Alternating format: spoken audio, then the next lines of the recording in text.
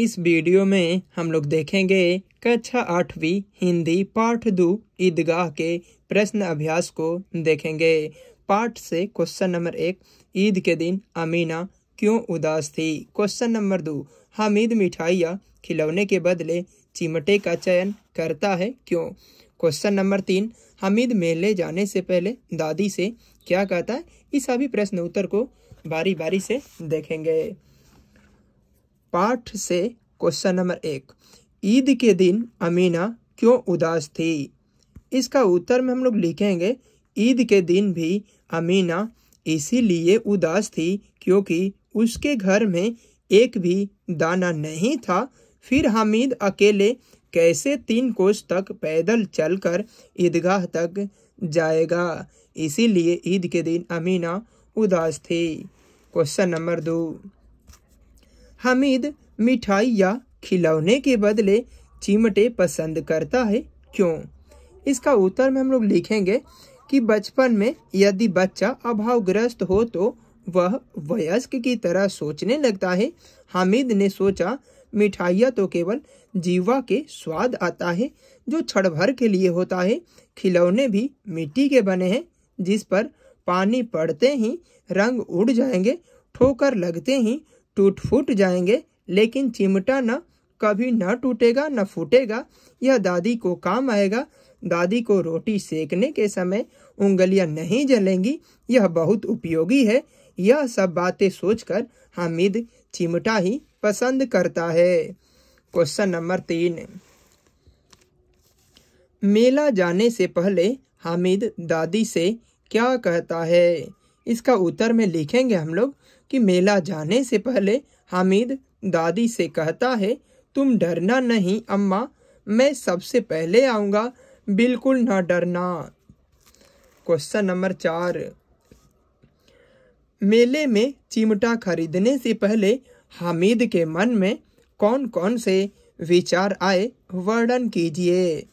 इसका उत्तर में हम लोग लिखेंगे कि मेले में चिमटा खरीदने से पहले हामिद के मन में एक वयस्क की तरह विचार करने लगा। खिलौने सभी अच्छे हैं, किसे ले, हर एक का दाम 2 पैसे हैं, सभी खिलौने भी नहीं होंगे। फिर मिट्टी के बने ये खिलौने यदि हाथ से छूट गए तो चूर चूर हो जाएंगे, पानी पड़ा तो सारा रंग घुल जाएगा। ऐसे खिलौने लेकर वह क्या करेगा। जब वह लोहे की दुकान पर जाता है तो उसे चिमटा देखते ही वह विचारने लगता है, दादी के पास चिमटे नहीं है।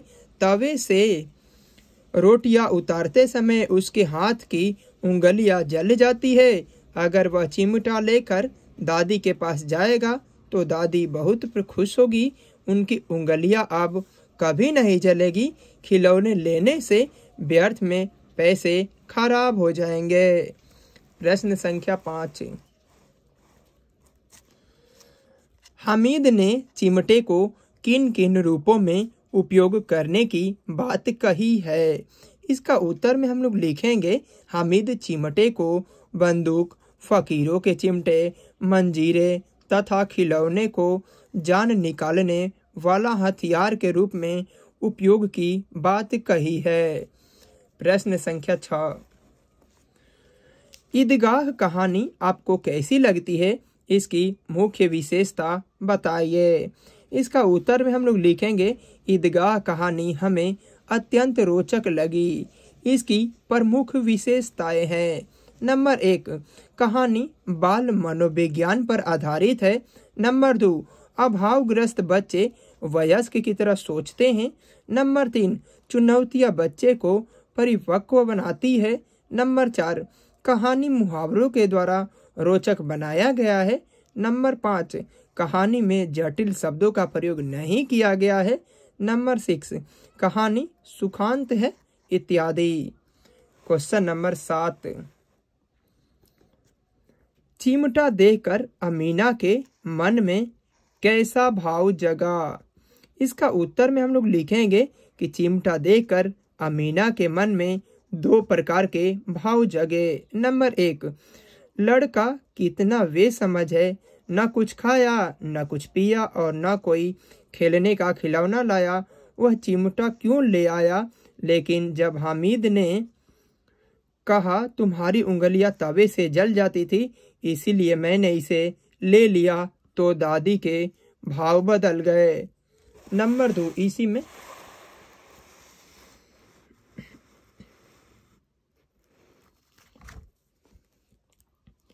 दूसरे भाव में दादी सोची हामिद में कितना त्याग, सद्भाव और विवेक है। बच्चे को मिठाई खाते देख अवश्य ललचाया होगा, लेकिन बुढ़िया दादी का ख्याल बना रहा। प्रश्न संख्या 8, ईदगाह कहानी की प्रमुख विशेषता बताइए। इसका उत्तर में हम लोग लिखेंगे ईदगाह कहानी विशेषताओं से भरी है। नंबर 1, कहानी बाल मनोविज्ञान पर आधारित है। नंबर 2, कहानी में अभावग्रस्त बच्चा को वयस्क की तरह सोच पैदा किया गया है। नंबर ग, कहानी में बताया गया है कि चुनौतियां बच्चे को परिपक्व मति वाला बना देता है। नंबर घ, कहानी रोचक एवं सुखांत है।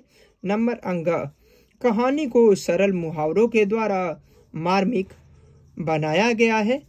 नंबर च, जटिल शब्दों का प्रयोग नहीं किया गया है। प्रश्न संख्या 9, निम्नलिखित अनुच्छेद को पढ़िए और उसके आधार पर दिए गए प्रश्नों के उत्तर दीजिए।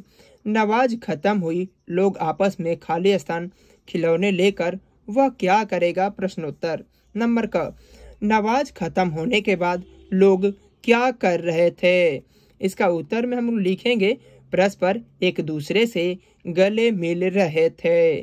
नंबर ख, दुकानों में किस किस तरह के खिलौने थे। इसका उत्तर में हम लोग लिखेंगे कि दुकानों में तरह तरह के खिलौने थे।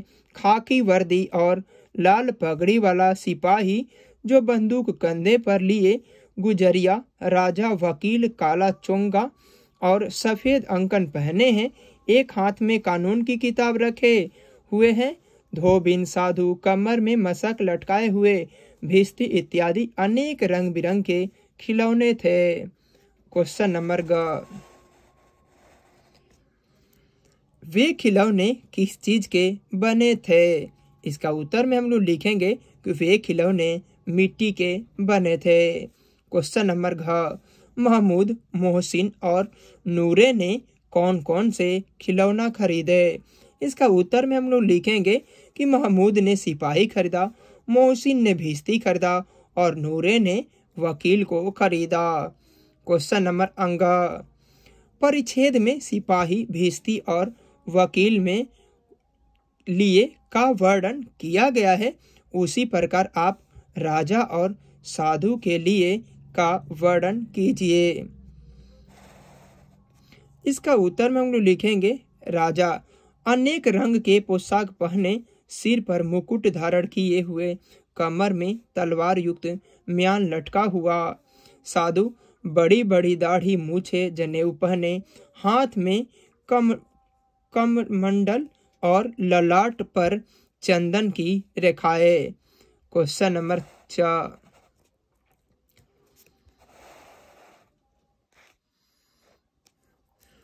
अनुच्छेद में आए विशेषण शब्दों को छाट कर लिखिए। इसका उत्तर में हम लोग लिखेंगे पाठ में आए कुछ विशेषण शब्द निम्नलिखित है। ज्यादा, अनगिनत, गरीब, दुबला, पतला, गत, बूढ़ी, अभागिन, पक्का, ललचाई, नया, हजारों, पड़ोस, अच्छा, शान, बहादुर, खूबसूरत, रुमस्ते, हिंद, अपराधी, भूख, खूब, कितना, बढ़िया, बुढ़िया, बड़ी बड़ी इत्यादि। क्वेश्चन नंबर 6, वर्दी और पोथा के समानार्थी लिखिए। इसका उत्तर में हम लिखेंगे कि वर्दी का पोशाक और पोथा का किताब कहते हैं हम लोग। पाठ से सभी प्रश्न उत्तर को देख लिए हैं, अब हम लोग देखेंगे पाठ से आगे के सभी प्रश्न उत्तर को देखेंगे। क्वेश्चन नंबर 1, महमूद, मोहसिन, नूरे और हामिद में किसका चरित्र अच्छा लगा, कारण बताइए। इसका उत्तर में हम लोग लिखेंगे हमें हामिद का चरित्र अच्छा लगा क्योंकि हामिद बच्चा होते हुए भी वयस्क की तरह सोच विचार कर सामान खरीदा है। क्वेश्चन नंबर 2,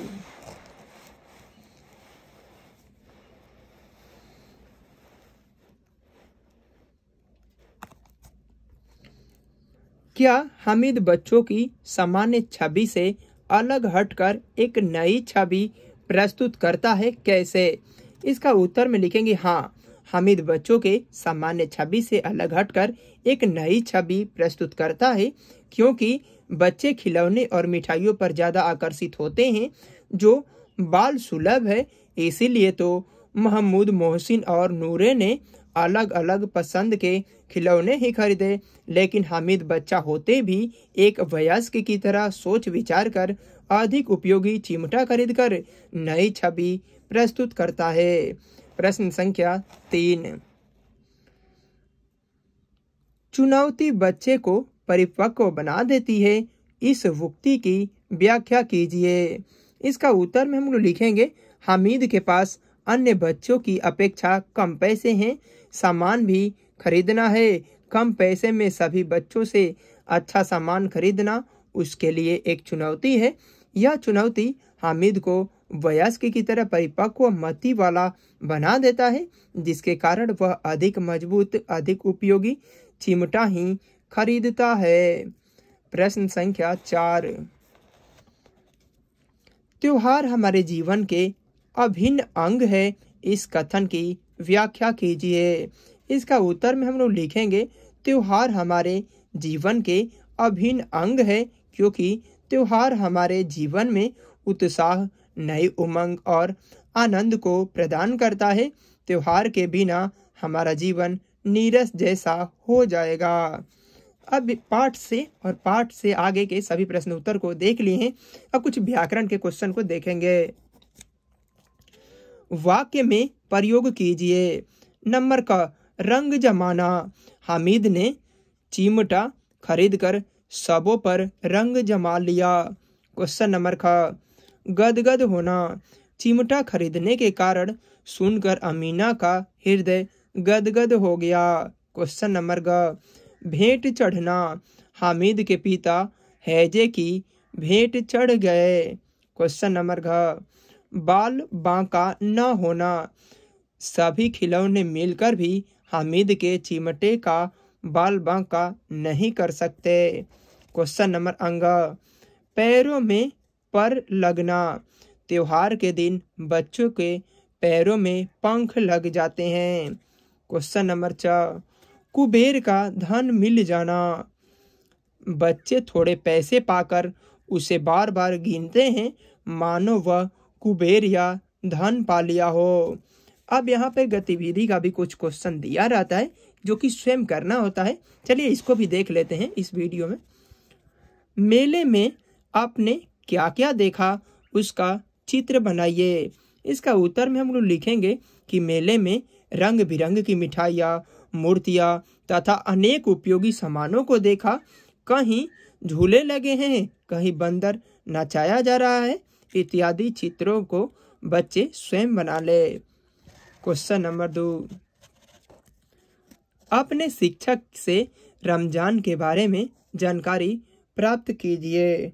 इसका उत्तर में हम लोग लिखेंगे रमजान का महीना होता है जो मुसलमानों के लिए अत्यंत पवित्र मास माना जाता है या महीना माना जाता है। इस महीने में सभी उम्र के लोग रोजा रखते हैं। दिन भर उपवास कर सूर्यास्त के समय रोजा को खोलते हैं, अर्थात व्रत का अंत करते हैं। यह व्रत सूर्योदय से सूर्यास्त तक का होता है। रमजान के महीने या मास का शुक्रवार जुमा के दिन प्रायः सभी रोजा अवश्य रखते हैं। रमजान के मास या महीना व्रत, दान और भाईचारे का संदेश लेकर आता है।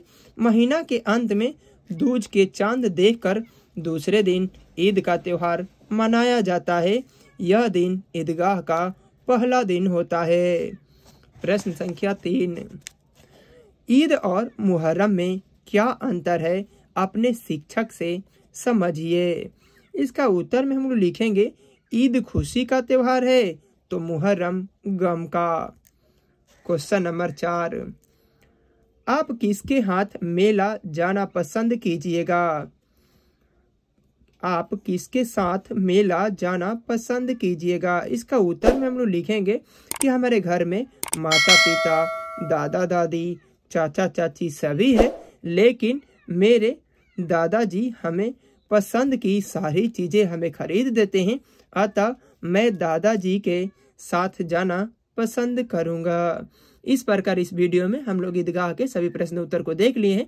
मिलते हैं नेक्स्ट वीडियो में करमवीर के सभी प्रश्न उत्तर के साथ में।